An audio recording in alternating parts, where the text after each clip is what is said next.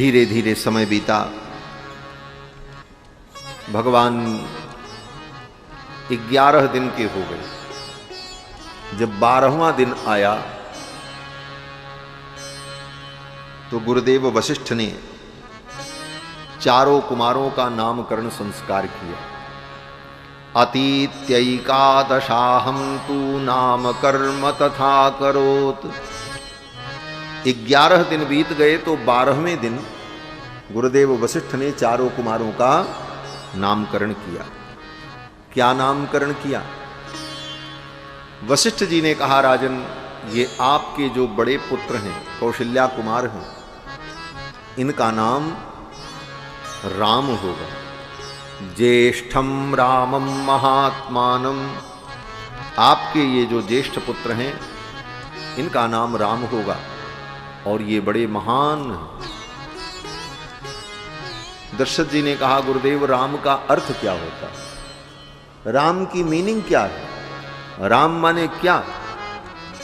तो वशिष्ठ जी मुस्कुराने लगे और वशिष्ठ जी ने कहा, राजन, जो सबको आनंद प्रदान करते हैं, जो आनंद सिंधु हैं, जो आनंद कंद हैं, उनका नाम राम है। जो आनंद सिंधु सुख राशि, सीकरते त्रैलोक सुपासी। जो आनंद सिंधु सुख राशि, सीकरते त्रैलोक सुपासी। सो सुख धाम राम असनामा, अखिल लोक दायक विश्रामा। सो सुख धाम राम असनामा, अखिल लोक दायक विश्रामा। जो आनंद सिंधु सुख राशि, सीकरते त्रैलोक सुपासी। सीकरते त्रैलोक सुपासी। सीकरते त्रैलोक सुपासी। वशिष्ठ जी ने कहा, जो आनंद के सिंधु हैं, सुख की राशि है, जो अपने आनंद सिंधु के एक बिंदु से संपूर्ण सृष्टि को आनंदित कर देते हैं, आनंद से भर देते हैं, उनका नाम राम। फिर गुरुदेव वशिष्ठ ने कैकेयी के पुत्र का नामकरण किया और कहा कि भरतम कैकेयी सुतम। कैकेयी के जो पुत्र हैं, इनका नाम भरत होगा। दशरथ जी ने कहा, गुरुदेव, भरत का अर्थ क्या है? वशिष्ठ जी ने कहा, जो भर दे उसका नाम भरत। सीधा सीधा अर्थ है। भरतीति भरतः। जो भर दे उसका नाम भरत। क्या भर दे? आपका बैंक भर दे कि आपकी तिजोरी भर दे? कहते हैं भरत का मतलब जो सबके हृदय को राम प्रेम से भर दें, उनका नाम भरत। भरत चरित कर नेम तुलसी, जे सादर सुनहि। सिय राम पद प्रेम अवसि होहि, भवरस विरत। जिन भरत का चिंतन करने पर, भरत जी के चरित्र का अनुसंधान करने पर हृदय राम भक्ति से भर जाता है, इसलिए इनका नाम भरत हो। इसके बाद वशिष्ठ जी ने सुमित्रा के ज्येष्ठ पुत्र को गोद में लिया और कहा, इनका नाम लक्ष्मण होगा। सौमित्रिम लक्ष्मणमिति। ये सुमित्रा के जो पुत्र हैं, इनका नाम लक्ष्मण होगा। दशरथ जी ने कहा, लक्ष्मण का क्या अर्थ है?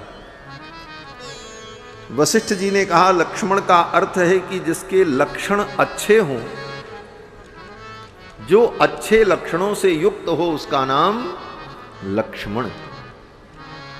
क्या अच्छे लक्षण हैं? तो गुरुदेव वशिष्ठ ने कहा कि लक्षण धाम राम प्रिय, सकल जगत आधार। गुरु वशिष्ठ ते ही राखा, लक्ष्मण नाम उदार। गुरुदेव ने कहा ये लक्षण धाम राम प्रिय,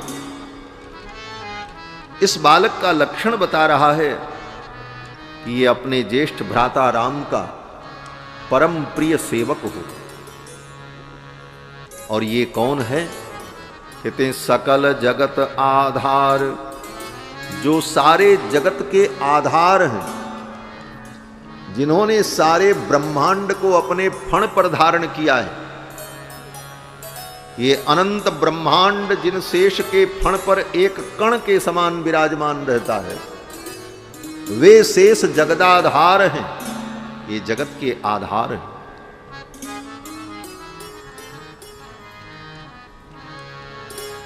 लक्षण धाम राम प्रिय सकल जगत आधार।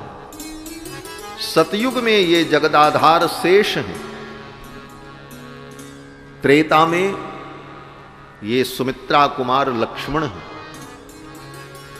द्वापर में यही सुमित्रा कुमार जो हैं वो बलराम जी हैं, रोहिणी नंदन हैं। और कलयुग में, बोले इस कलयुग में शेष जी महाराज, लक्ष्मण जी महाराज ही भगवान रामानुजाचार्य के प्रकट रूप में प्रकट हुए, जिन्होंने सारे संसार को वैष्णव धर्म का उपदेश किया। भगवान श्री रामानुजाचार्य के रूप में प्रकट हुए। इसीलिए रामानुजाचार्य जी की जब स्तुति करते हैं तो सतयुग के रूप का स्मरण, त्रेता के रूप का स्मरण और द्वापर के रूप का स्मरण और कलयुग में आचार्य के रूप में प्रकट हुए इसका स्मरण, ये सब स्मरण रामानुजाचार्य जी की स्तुति में आज भी किया जाता है।